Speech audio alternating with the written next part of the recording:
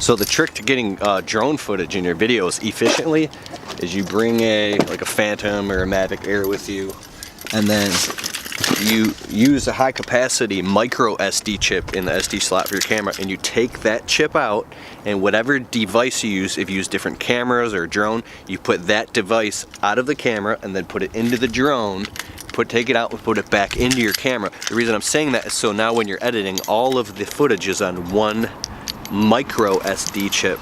So now you can take the micro SD chip and put it inside of your Note 8 or your V30 phone, and now you can edit the entire YouTube video right on your phone while eating lunch. That's how you can put out a lot of content. But now I have to sit here, and you have to plan it into your day too.